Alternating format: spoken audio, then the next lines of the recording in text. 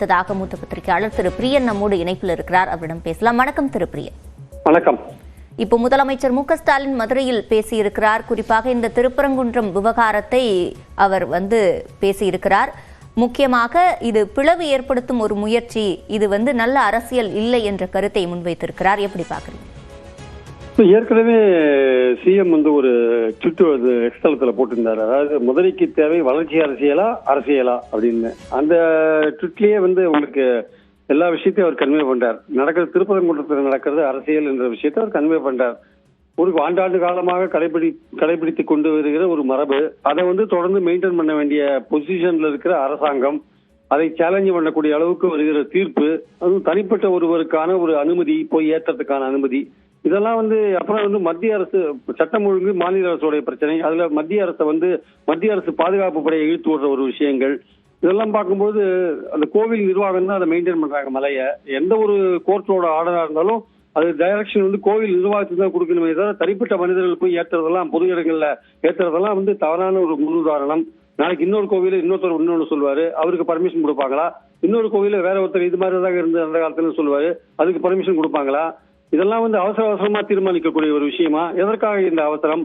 பல விஷயங்கள் அதுல இருக்கு. அதை தமிழக அரசு எல்லா இரண்டு மதங்களுக்கும் பொதுவாக டீல் பண்ணக்கூடிய ஒரு இடத்துல இருக்கிற தமிழக அரசு அதை சிறப்பாக கையாண்டார்கள் என்பது என்னுடைய கருத்து. ஏன்னா சட்டம் ஒழுங்கை பாதுகாக்க வேண்டிய பொறுப்பு கவர்மெண்ட்டுக்கு இருக்கு. அதனால அவர் அந்த எந்த அடிப்படையில ட்வீட் போட்டாரோ கிட்டத்தட்ட அதே அடிப்படையில அவர் அங்க பேசியிருக்காருன்னு தான் நினைக்கிறேன்.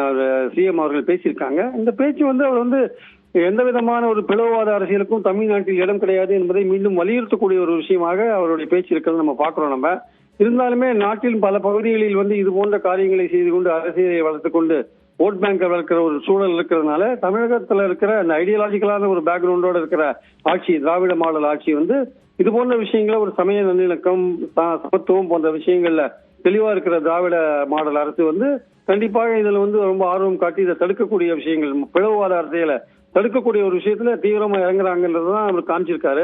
நாளைக்கு சுப்ரீம் கோர்ட் என்ன விதமான முடிவு எடுக்க போறது நமக்கு தெரியாது. ஆனால் இதுவரை தமிழக அரசு எடுத்த ஒரு விஷயம் என்பது மத நல்லிணக்கத்தை போற்றக்கூடிய ஒரு விஷயமா தான் நான் பாக்குறேன். அதை பிரதிபலிக்கக்கூடிய வகையில் தான், அதை கட்டி காப்பாற்றக்கூடிய வகையில் தான் ஸ்டாலின் அவர்கள் பேச்சு இருக்கிறது என்பது என் கருத்து.